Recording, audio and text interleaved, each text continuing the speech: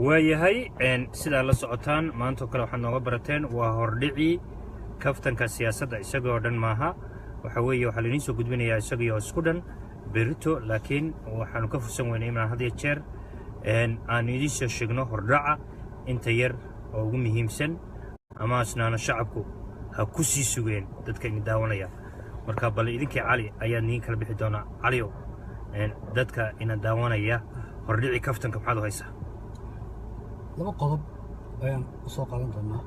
inagoo qodobo furqado markaa hadda waa sax marka inta ugu muhiimsan waxa weeyaan waxaan ku soo qaadan doonaa Hargeysa haye sheekadii jeegaanta iyo ruuxaanta ayaa sii fogaatay haye marka qaadkii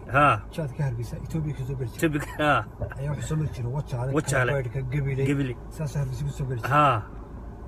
jaadka imika waxa laga soo geliyaa dhinaca bariga xagga galbeedka moogta waxa laga soo geliyaa marka dhinaca Oodweyne iyo Burco marka kii jeegaanta ayaa Gabiley ka soo galay qodob ruuxaanta xaggan Burco ayaa ka soo galay diinle marka labadii jaad ayaa la kala cunaa haye jaadka jeegaanta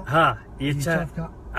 ruuxaanta wixii sii fogaadeen wixii aad buu sii fogaadeen inkastoo labadu ay kala murqaan fiican yihiin jeegaanta murqaan fiican laba garan kale laakiin kullu yihiin ma kuwaas iyaga noo sheegi doonaa qodobkaas oo faahfaahsan waxa dhabta ka jira sax Soomaaliland ayaynu taaban doonaa wasaase waxa ka mid runtii wax laga xumaadaa kufsashadii oo wali sii socota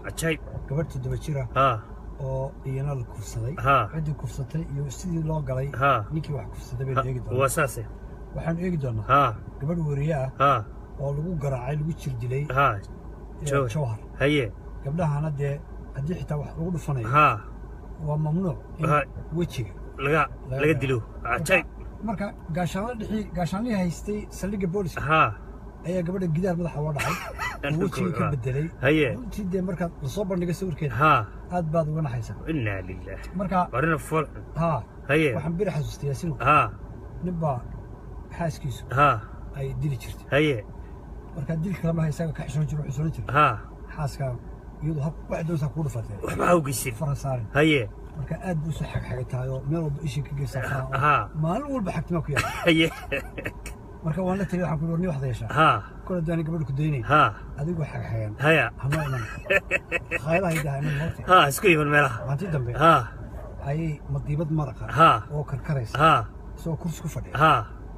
inta u soo gasho meesha u fadhiya ayaan waxa ku tuuro wariyaha xaggu shir eeg moogta soo arkay madiibad maraqa oo agtiis daysa haysa gabadhi intuu sida ugu booday ayuu qaabtay markaas cirka intii aaday ay sii daay dhulka ku dhuftay marka lugiga gacmaha ka jirta markaan isaga weydiinay maxaad gabadha ku dishay wuxuu yidhi madiibad maraqoo karkaraysa ayay u shublahay gabadhii markaan wadnaatan waraysanana waxay nagu tidhi madiibada maraqa sigaan u waday inuu cabo innaa lillaah wa sabkana waa marka cabsida dilku leeyahay dhibaatadaas keenaysa gabadhii inta lugiga gacan waa iska waxay noqonaysaa ilmaheedii ma hayn karto dhibaato caadi horta dumarka dilkoodu wuxuu ku wanaagsan yahay inuu xad leeyahay anaa waa la isku leeyahay hadday gacan noqoto dee gacantii wax fudud loo qaadan karo ha noqoto waa sax laakiin yaan dhulka laisla ge gabadha markaa